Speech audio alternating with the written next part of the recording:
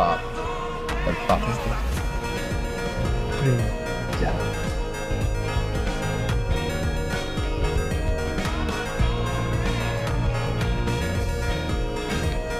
Excuse me, excuse me, আপনি কে?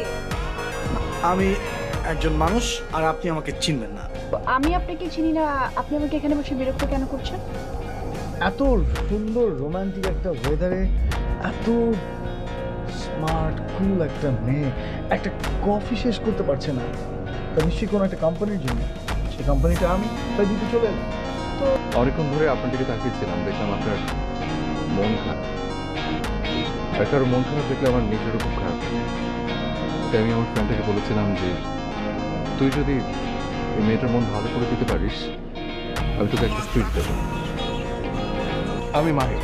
আমি মিশা।